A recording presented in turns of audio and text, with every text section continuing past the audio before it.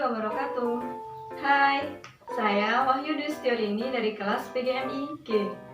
Di sini saya akan menjelaskan mengenai implementasi gender sosial inklusi pada sekolah reguler.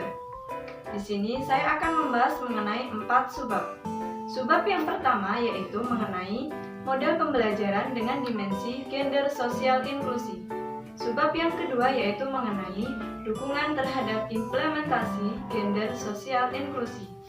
Dan subbab yang ketiga yaitu mengenai keberhasilan pendidikan gender sosial dan inklusi.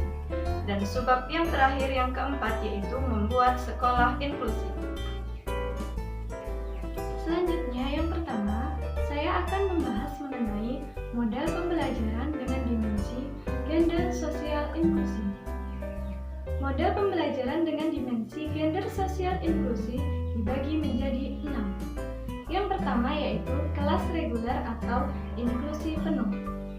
Di sini, anak berkebutuhan khusus belajar bersama anak non berkebutuhan khusus sepanjang hari di kelas reguler dengan menggunakan kurikulum yang sama.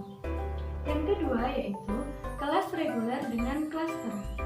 Di sini, anak berkebutuhan khusus belajar dengan anak non berkebutuhan khusus di kelas reguler dalam kelompok khusus. Yang ketiga yaitu kelas reguler dengan pull out. Di sini, anak berkebutuhan khusus belajar bersama anak non berkebutuhan khusus di kelas reguler. Namun, sewaktu-waktu mereka dapat ditarik ke ruang lain untuk belajar bersama guru pendamping khusus. Yang keempat yaitu kelas reguler dengan klaster dan pull out. Di sini, anak berkebutuhan khusus belajar bersama anak non berkebutuhan khusus di kelas reguler dalam kelompok khusus. Namun, sewaktu-waktu mereka dapat ditarik ke ruang lain untuk belajar bersama guru pendamping khusus. Yang kelima yaitu kelas khusus dengan berbagai pengintegrasian. Di sini, anak berkebutuhan khusus belajar di kelas khusus. Namun, sewaktu-waktu mereka dapat ditarik ke kelas reguler bersama anak non berkebutuhan khusus.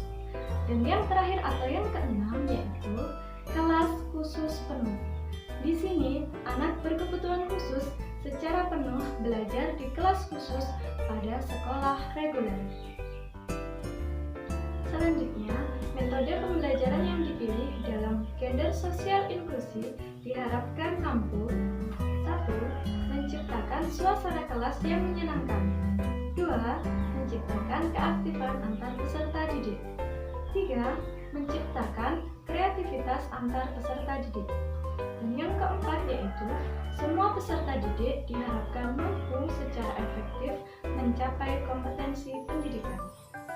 Selanjutnya, saya akan membahas mengenai subbab yang kedua, yaitu mengenai dukungan terhadap implementasi gender sosial inklusi. Konsekuensi terhadap penyelenggaraan pendidikan inklusif adalah sekolah dituntut untuk mampu mengubah cara pandang, sikap, maupun proses pembelajaran yang berorientasi pada kebutuhan individu tanpa adanya diskriminasi. Kebijakan mengenai pendidikan inklusif telah diatur di dalam Peraturan Menteri Pendidikan Nasional Republik Indonesia Nomor 70 Tahun 2009 tentang pendidikan inklusif bagi anak yang memiliki kelainan ataupun anak yang memiliki bakat istimewa.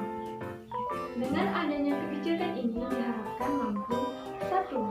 Memberikan kesempatan kepada semua peserta didik yang memiliki kelainan baik fisik, emosional, mental, dan sosial maupun anak yang memiliki bakat istimewa untuk mendapatkan pendidikan yang sesuai.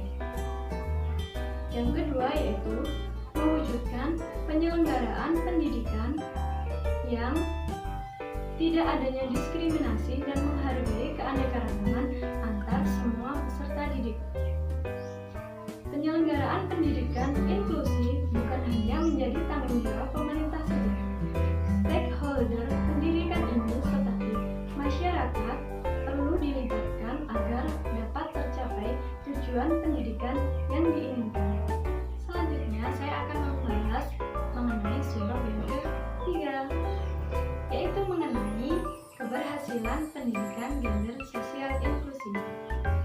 Keberhasilan pendidikan inklusi sangat bergantung terhadap semua aspek, baik aspek dari orang tua, guru, kurikulum, maupun dari lingkungan masyarakat.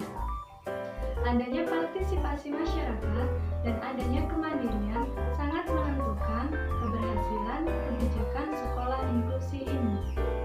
Selain itu, juga diperlukan adanya seorang implementer yang mempunyai komitmen yang tinggi, yang mau dan mampu melaksanakan kebijakan ini dengan sepenuh hati. Berikut ini adalah contoh keberhasilan dari pendidikan inklusi yang telah dibuktikan melalui berbagai penelitian ilmiah. Yang pertama yaitu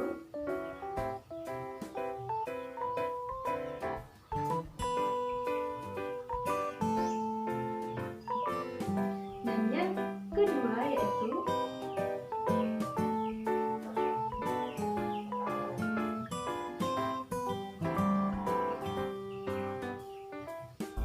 dari contoh-contoh tersebut membuktikan jika pendidikan inklusi sesungguhnya dapat berhasil jika didukung oleh semua pihak yang terkait. Yang terakhir atau yang keempat, saya akan membahas mengenai membuat sekolah inklusi. Sekolah luar biasa atau SLB telah mengkhususkan dan mengeksklusifkan anak berkebutuhan khusus dari anak pada umumnya. Minimnya interaksi antara anak berkebutuhan khusus dengan anak pada umumnya membuat opini dari masyarakat jika anak berkebutuhan khusus adalah anak yang berbeda. Hal inilah yang menjadi dasar perlu adanya pendidikan inklusif yang menjadi jembatan bagi kedua kelompok tersebut. Selanjutnya, strategi yang diperlukan dalam rencana pengembangan sekolah inklusi adalah 1.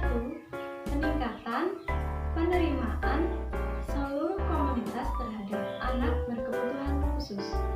Yang kedua, pengembangan kompetensi guru agar seluruh siswa dapat aktif di dalam proses pembelajaran. Yang ketiga, penyediaan alat-alat bantu terhadap anak berkebutuhan khusus. Yang keempat, peningkatan aksesibilitas lingkungan fisik sekolah.